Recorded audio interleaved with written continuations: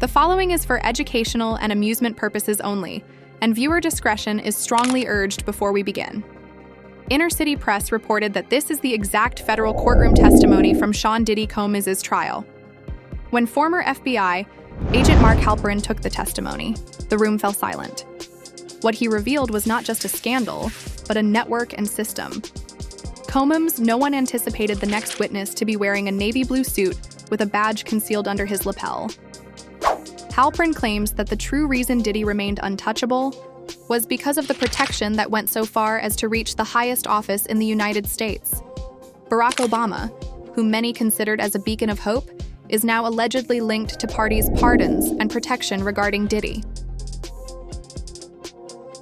The testimony that followed connected politics, religion, the music industry, and a covert system of control that had been forming since the 1990s. Decades had little to do with competent attorneys and everything to do with serving the interests of the powerful, was crowded, but nobody was breathing until the rear doors opened and a man carrying a suitcase entered. No credentials were read out loud, no name was proclaimed, and the judge merely nodded. That was the clue that this wasn't just any witness, but someone who was a high-ranking federal agent who had spent decades working in the FBI's organized crime and political divisions. He operated in the shadows and had access well beyond what any journalist or private investigator could hope for. He was only called Special Agent Redacted. Corruption sections, and he was testifying under oath today for the first time regarding one Sean Diddy Combs. The agent sat down, opened his briefcase, and set a black folder on the witness stand without turning to face Diddy, who was sitting glumly at the defense table. With his fingers clenched, he replied, "I've been tracking Mr. Combs and his enterprise for over 2 decades. This is not new. What's new is that we're finally allowed to talk about it." He didn't even glance at the jury. The agent indicated that the FBI had begun investigating Sean Combs as early as the late 1990s, and that there were always warning signs. "We had financial transactions that didn't make sense, private parties that overlapped," he claimed, having connections to criminal shell companies and recognized trafficking networks abroad. But each time we got closer, the doors were slammed shut. The agent recounted a particular 2001 international money laundering sting operation involving a bad boy. However, when it came time to request warrants, the order was denied. That's when I first realized the agent stated that the evidence directly linked Diddy's finance team's overseas accounts, fraudulent invoices, and shell businesses in Luxembourg and Biz. We had to contend with federal meddling in addition to celebrity protection. The courtroom was filled with whispers. "I don't mean to sound conspiratorial," the agent went on, "but this wasn't a local police case. We initially believed it was a coincidence, but the prosecution then presented a timeline. We were terrified because this was top-down Washington-level people directing us to stop. Files disappeared, witnesses were moved, and investigators were reassigned. Every time Diddy was connected to criminal conduct, like as trafficking, assault, or wire fraud, between 1999 and 2013, either a crucial witness vanished or the investigation was halted by a government delay. We had reason to believe Mr. Combs was operating under unofficial informant protection, the kind that's not registered in public logs," the agent stated in 2003, after a jury appeared visibly surprised and a woman in the crowd gasped and covered her mouth. "Just extremely high-ups can grant protection, and at the time, just 3 federal government officials had the authority to do so." The room froze, and Diddy appeared to recognize those individuals. Because it's not just about the crimes committed, but also about who allowed those crimes to continue, Special Agent Redacted stated, leaning forward and clearing his throat. This is where the plot changes, and it leads to Mr. Combs' relationship with political. Even the judge raised his head slowly, his eyes narrowing, and the courtroom fell into a horrified silence. The agent then opened the black folder once more and showed the jury a sequence of images, the first of which was a grainy image. In 2005, Diddy was pictured next to then-Senator Barack Obama at a Chicago fundraiser. In 2007, a significant lobbying company with strong ties to the Democratic National Committee hosted a private, off-the-books event in Washington, D.C., where Diddy was listed under an alias, but the picture showed that he was present and that he wasn't by himself. The agent clarified that these were encounters that took place behind closed doors, And we think that Mr. Combs was participating in intelligence-sharing activities with campaign workers who exchanged favors, revealing details about other people. In return for protection, the defense leaped to its feet, shouting, "Objection!" Before the agent could complete his term, however, the prosecution collectively turned over supporting evidence. "Here's what we know," the agent stated, his tone becoming more forceful. "In 2009, shortly after Mr. Obama took office, we collected travel logs, email metadata, and even a redacted internal memo that mentioned a cultural liaison meeting involving Bo and high-value entertainment assets. In order to intercept conversations between Sean Combs and a number of known drug traffickers who were laundering money through production firms connected to Bad Boys, the Bureau filed a wiretap request against Combs. The request was turned down. The agent turned to the last page of the folder, which contained a call log from a legal office connected to the White House. The name was obscured, but the timing matched the very moment our request was pulled. The courtroom was shaken by the prosecutor's question. Jurors to ignore any rumors, but the harm was already done. The timing wasn't coincidental, and a man under government monitoring somehow managed to get enough access to the White House to prevent a wiretap. "We're not making any accusations." The agent stressed that President Obama personally shielded Mr. Combs, but we are claiming that his administration established a relationship that essentially granted Mr. Combs immunity. For years, reporters scrawled wildly, and even the stenographer paused. The jury was leaning in, eyes riveted, pencils forgotten, and that was just the beginning. This wasn't a case of Diddy being lucky. Rather, it was designed, engineered, and made possible by power far greater than anyone had imagined. A portion of the trial that no one, not even the bravest reporters, had dared to foresee had been revealed by redacted. But what followed changed the mood of the entire courtroom, from one of curiosity to one of dread. The agent displayed a final image that wasn't blurry, wasn't secret, but was of three men, Sean Diddy Combs, former President Barack Obama, and Reverend Al Sharpton, were seen in this high-resolution photograph taken at a private event in Martha's Vineyard. They weren't posing for the media. It was a dimly illuminated gathering on private property and estate owned by a tech billionaire with connections to defense contracting companies and the entertainment business. This photo was shot in 2014. The agent claimed that it was a charity dinner, but we were able to get the guest list through channels authorized by the court. Names connected to several closed investigations were discovered, former CIA assets and arms dealers were sanctioned, and TreeStar Entertainment representatives burst out once more.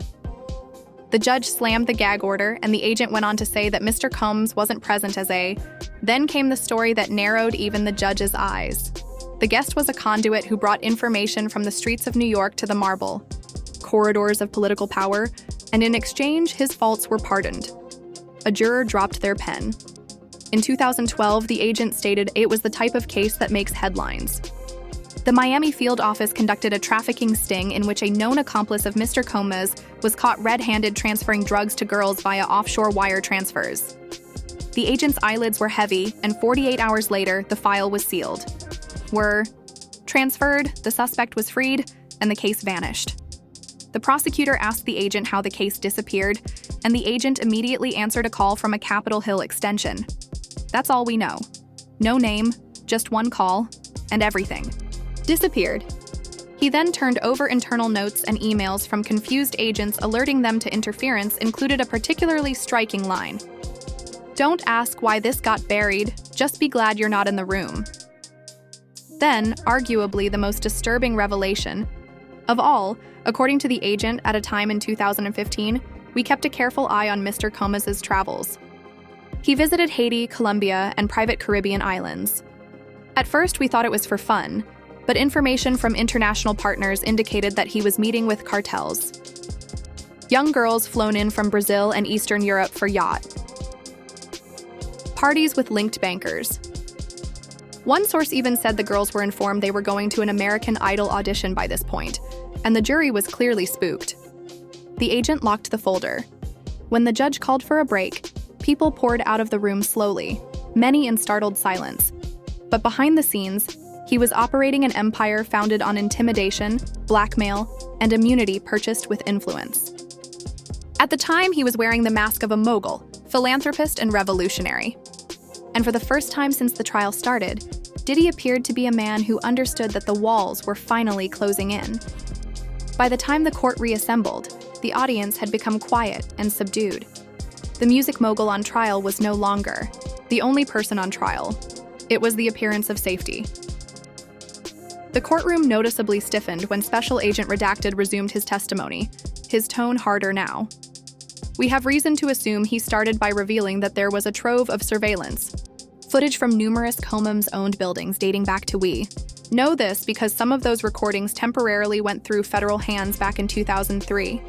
He pressed a remote control, and a projector showed a screenshot of a frame of time-stamped security footage. A whistleblower from a now-defunct private security company that Combs had engaged provided us with this photograph of a room at one of Diddy's Los Angeles residences. The room had up to 30 monitors, each connected to a separate location, including bedrooms, hallways, pools, and private studios. The agent went on. In 2016, we obtained a warrant to seize 3 hard drives believed to contain this footage. But when agents arrived at the scene, we discovered that the cameras were hidden and the people being filmed were unaware that murmurs rose from the crowd. This is where it gets darker. Less than 20 minutes after our field office gained approval, a fire broke out in the server room on the targeted site. Arson was proven, and the timing suggests an internal leak. Someone warned them, and he continued by describing the only drive that survived miraculously found from a Puerto Rican acquaintance safe deposit box. According to him, the video captured Mr. Combs interacting with a number of celebrities, business people, and political individuals in extremely vulnerable situations. Others were obviously coerced by intoxication. Were those tapes of Barack Obama? The prosecution asked directly. He wasn't, but the agent claimed that Mr. Combs was one of the administration's close friends, donors, and political allies. Heard calling them by their first names, knowing their secrets, and using the tapes as leverage. The court fell silent once more, and the agent then said something that would reverberate throughout the proceedings. Did he not simply gather these recordings to feed his ego? He used. That night, major networks broke the news, but crisis teams rushed to ask the only question that mattered in secret rooms across DC and LA. How much did they have as currency insurance in case someone tried to cut him off? There was a peculiar sense of dread that only arises when the rot has spread far beyond its source. Special Agent Redacted returned to the stand when the court reopened the following morning under increased security, with federal marshals along the walls, carrying a sealed packet, which he requested the judge to open in private. Inside was a classified note signed by the Central Intelligence Agency, an agency that is not typically discussed in court. The agent stated, for the record, this memo was declassified particularly. The judge nodded and gave him permission to summarize the case, which was first written in 2012 by a senior analyst in the CIA's Domestic Operations Branch. The topic line was Entertainment Assets, High-Risk Targets. Mr. Combs was reported by several departments for his connections to known arms traffickers, offshore bankers, and intelligence-related persons in Eastern Europe. He was recognized as a high-value cultural influencer with the ability to manipulate internal affairs. West Africa. The agent took a moment to process that. The CIA did not officially hire Mr. Combs, he added, but they profited from his influence, events, and parties, which provided a wealth of behavioral data in return for Combs was let to operate with little to no legal intervention. Are you implying that the CIA permitted him to do these things? I asked the prosecutor, and the agent responded that the agency considered his operations advantageous. The next part was even more damning. The agent produced a notarized ledger, which he said had a list of wire transactions conducted by Combs-affiliated shell firms, even though they may not have sanctioned his activities. Many went via TriStar Entertainment and other organizations associated with Britney Spears' conservatorship system, including high-ranking political advisors, lobbyists, and even a person involved in a bizarre human trafficking case in the Caribbean disappeared from the DOJ's docket in 2015. It was implied that Diddy was not a lone monster, but rather a member of a well-funded, strictly regulated influence peddling, extortion, and clandestine information warfare network. At the exact moment the court believed it could take it any further. The courtroom roared when Agent Redacted added, We believe that one of Diddy's offshore accounts was used to purchase classified information from a former NSA contractor who is now deceased.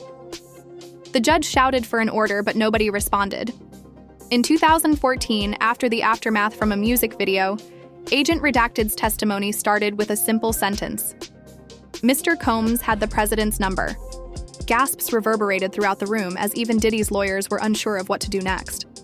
A red flag was raised when our team tried to arrest Mr. Combs upon his return to the United States from St. Bartholomew due to an industry controversy involving multiple underage females and foreign visitors. His private jet was slated for search upon landing in Miami, but the agent held up.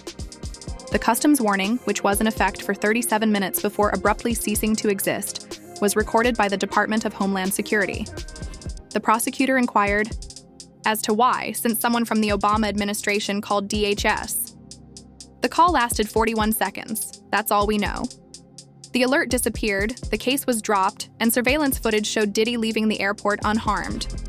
Later, we found out that the agent continued to use the number, which was later linked to a secure switchboard used by White House counsel. The timing was damning. Within 48 hours of that call, Diddy gave $500,000 to a patsy that was directly associated with Obama's re-election campaign. The courtroom stood in stunned stillness, with not a word, cough, or even the scratch of pens. The agent took a rush of realization swept through the room. I'm not here to accuse the previous president. I'm here to demonstrate that Mr. Combs had access that no one else would have, and he exploited it to hide crimes, quiet victims, and protect himself. The question hung in the air like smoke, and by the time Agent Redacted arrived to the scene, no one else knew. Did he know more? This was about a system, a framework, a pipeline of power that encircled the highest levels of American influence. Journalists had already dubbed the hearing the Blacklist trial for the 7th time because of the incendiary document he produced next, which was delivered to the judge in a fireproof suitcase. It was part of a 94-page FBI report titled Project Ghost. During a 2022 raid on a storage facility in Newark, New Jersey, investigators found dozens of hard drives concealed in a climate-controlled vault under a bogus corporate front. He informed the jury that this chamber is Diddy's insurance policy.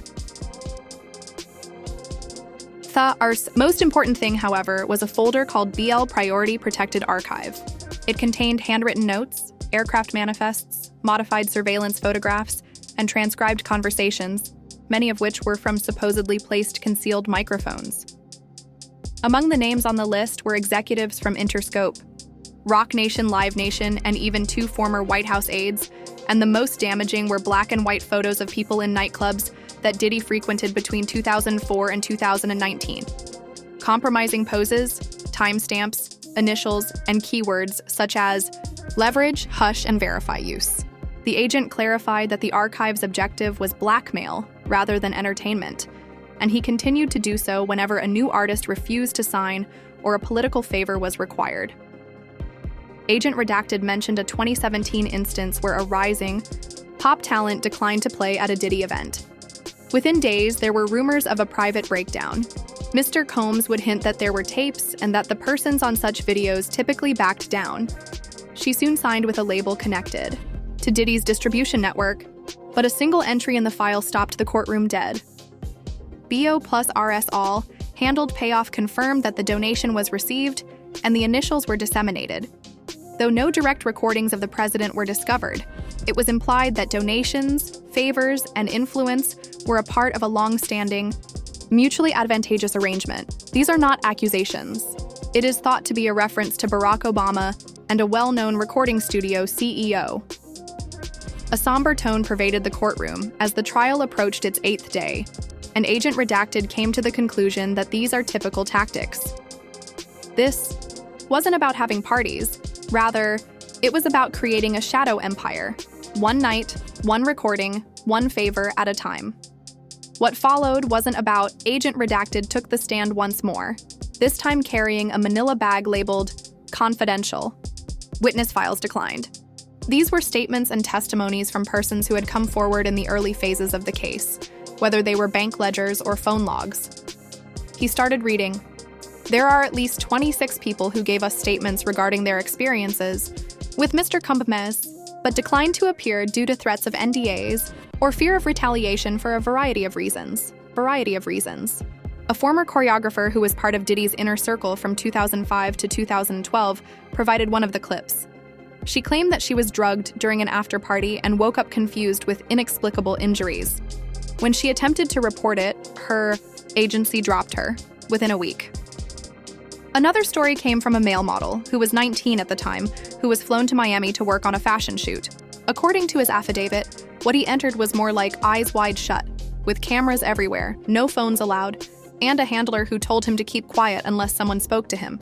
But the most devastating came from a person known only as CW11. This person stated that they were 17 years old when someone in Diddy's camp introduced them.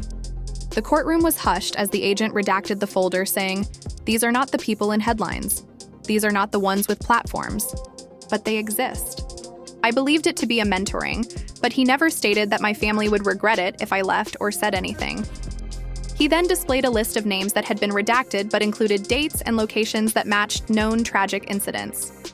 The judge inquired, "What is that list?" "Confirmed victims," the agent replied.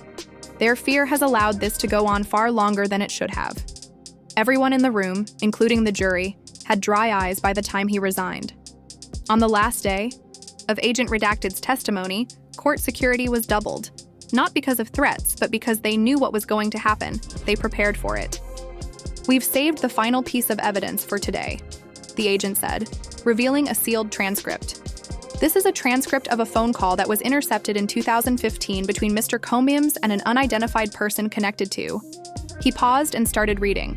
"You said, 'Keep it off the radar.'" The transcript has since been confirmed by other experts and speech recognition software.